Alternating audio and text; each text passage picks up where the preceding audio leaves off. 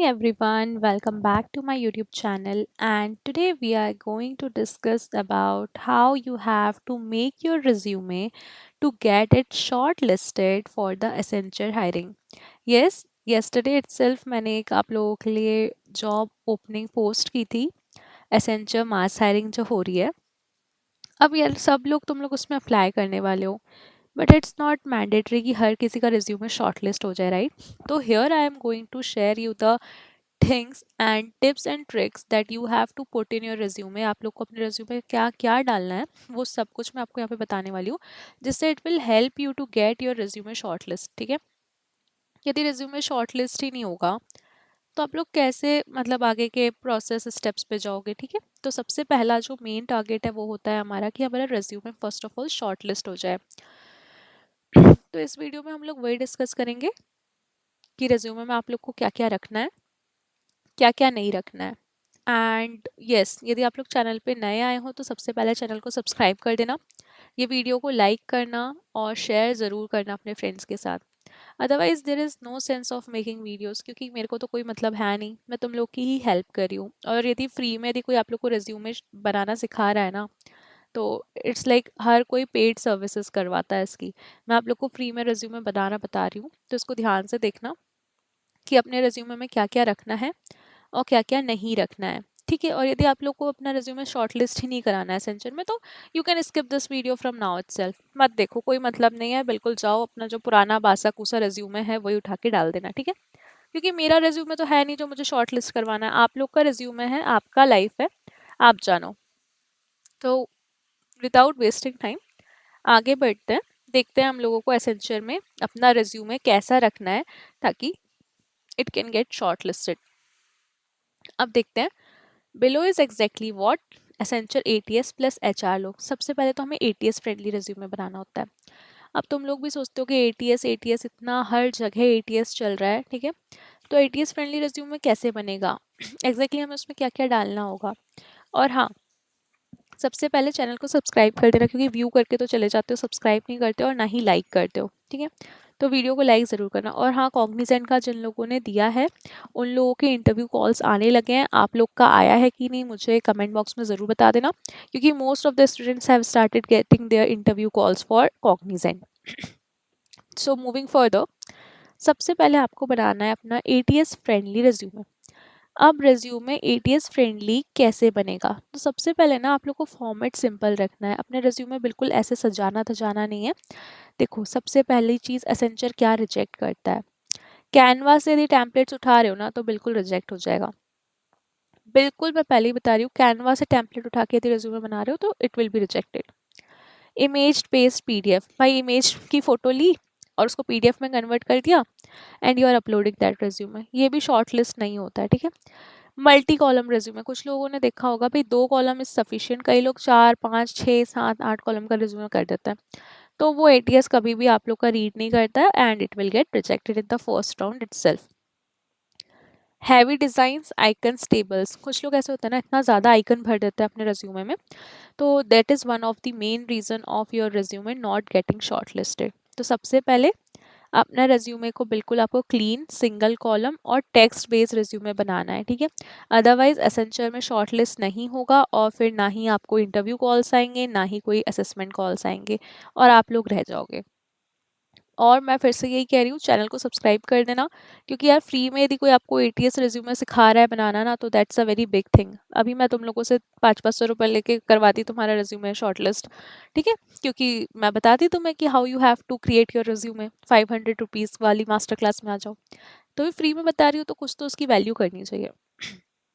अब सेकेंड है perfect header section.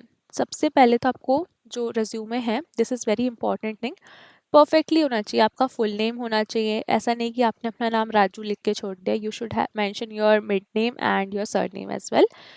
फिर आपका फ़ोन नंबर राइट होना चाहिए. ईमेल आईडी आपकी प्रोफेशनल होना चाहिए. कुछ लोग बना लेते हैं प्रिंसेस प्रिंसेस चार्मिंग, या मेरी एक फ्रेंड थी उसका था, मैं भूल रही हूँ, beautifulprincess@gmail.com. इस टाइप की अनप्रोफेशनल मेल आईडी बिल्कुल भी काम नहीं करेंगी, तो प्रोफेशनल मेल आईडी बनाओ. फिर सिटी, स्टेट, ये सब आपको लिखना है, फुल एड्रेस नहीं लिखना है बिल्कुल भी। कोई ये नहीं लिखेगा कि काली पहाड़ी के पीछे गुफा के नीचे and then your state city, ये सब नहीं करना है, सिर्फ अपना सिटी लिखना है एंड स्टेट लिखना है। लिंक्डइन लिंक आपको देना है, क्लिकेबल होना चाहिए, ये नहीं कि टेक्स्ट पेस्ट कर रहे हो, क्लिकेबल लिंक पेस्ट करना है। गिटहब की भी आपको क्लिकेबल लिंक पेस्ट करना है, यदि पोर्टफोलियो है तो उसको लगाओ, नहीं है तो इट्स ओके। यही चीज़ मैंने मेंशन की है। All links must be hyper link, blue colour में आ जाएगी, उससे आपको पता चल जाएगा कि भाई ये लिंक है कि नहीं, ठीक है। और ये सब चीज़ें आप लोग को अपनी जो मेजर हेडर सेक्शन है उसमें रखना है और प्रॉपरली रखना है, ठीक है।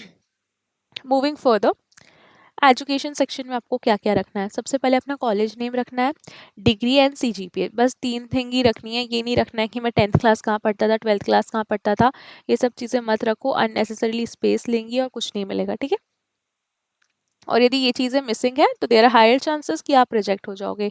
और देखो, ग्रेजुएशन ओनली ऐड करना है यदि आपके पास बहुत स्पेस बच रहा है, तब 10th 12th ऐड करना होता है। यदि स्पेस ही नहीं है रिज्यूमे में तो फालतू में 10th 12th ऐड मत करो, उसको कोई मतलब नहीं है 10th क्लास में आपने क्या किया। 10th क्लास की marksheet is just for your date of birth. Fourth and the main section, skill section, use only the skills that they want. हाँ, और जिन लोगों ने यहाँ तक वीडियो देखी ही नहीं है वो तो गए काम से। आपको स्किल्स इसमें कौन सी रखना है? देखो, हर चीज़ डिफरेंट होता है, हर रोल डिफरेंट होता है। यदि ये रोल डेटा एनालिटिक्स का होता तो हम इसमें डिफरेंट स्किल सेट्स रखते हैं। ये रोल है एएससी का बेसिकली, तो आप लोग को इसमें कैसी स्किल सेट्स रखना है that I am telling you, ये मैंडेटरी है, ये होने ही चाहिए।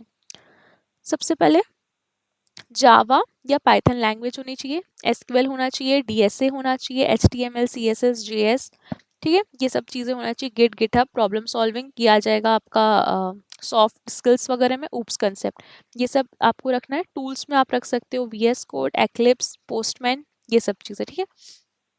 और इसे बहुत प्रॉपरली रखना है, ऐसे इनबॉक्सेस में नहीं डालना है या आइकन्स नहीं बनाना है, प्लेन टेक्स्ट रखना है। इसके अलावा और जो स्किल्स आती है वो डाल सकते हो, बट ये स्किल्स मैंडेटरीली होनी ही चाहिए, ठीक है।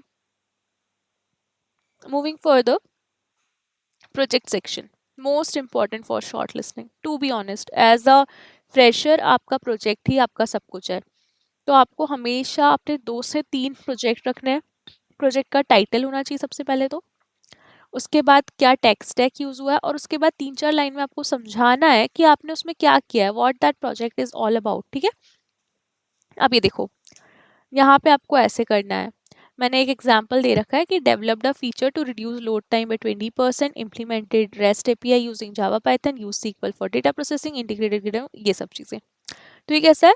स्टोरी टेलिंग नहीं है, क्रिस्प एंड प्रिसाइज है, और लाइन बाय लाइन स्टेटमेंट्स लिखे हुए हैं। तो this is very very very helpful resume. इसको यदि आप ऐसे बनाओगे ना तो सच में आपका रेज्यूमे शॉर्टलिस्ट हो जाएगा एसेंचर में, बिना बिना कुछ करे, ना आपको हाथ पैर मारने हैं ना कुछ करना है, रेज्यूमे शॉर्टलिस्ट हो जाएगा। 6 पॉइंट क्या है?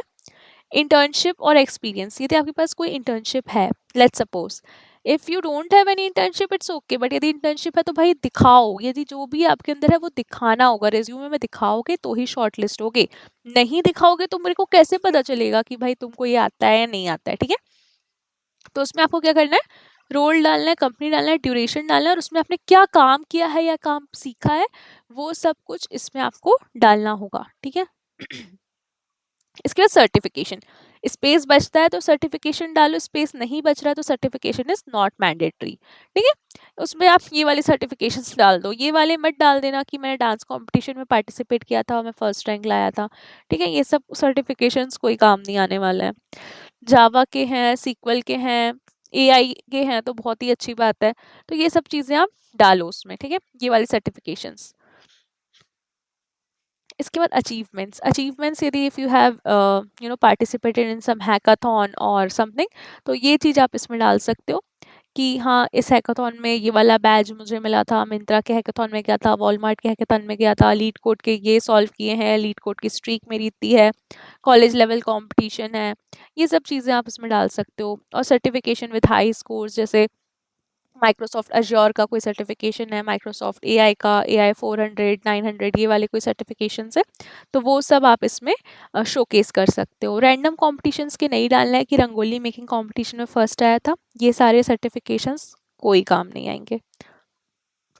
अब सबसे बड़ी चीज़ जो मैं बता रही हूँ, कि जो तुम्हें नहीं इंक्लूड करनी है, ठीक है।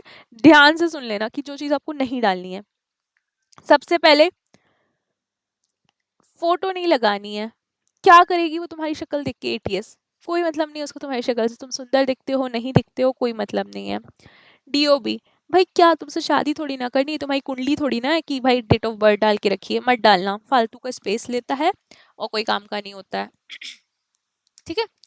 उसके बाद फुल पोस्टल एड्रेस नहीं भेजना है भाई मुझे अमेजोन के पार्सल तुम्हारे घर, फ्लिपकार्ट के पार्सल्स, ठीक है। तो फुल एड्रेस मत डालो। मम्मी पापा का नाम क्यों डालना है? ये तुम्हारी शादी का बायोडेटा नहीं है, ये तुम्हारे करियर का बायोडेटा है। ये सब मत डालो। पैराग्राफ्स नहीं लिखना है, बुलेट पॉइंट्स लिखने हैं सबसे पहली बात, ठीक है। उसके बाद टेबल्स इंक्लूड नहीं करने, टेबल्स एटीएस रीड नहीं कर पाता है प्रॉपरली, रिजेक्ट हो जाओगे। ज्यादा आइकन्स नहीं डालने हैं, डिजाइन्स बिल्कुल नहीं डालनी है, रंगोली नहीं बनानी, रिज्यूमे बनाना है।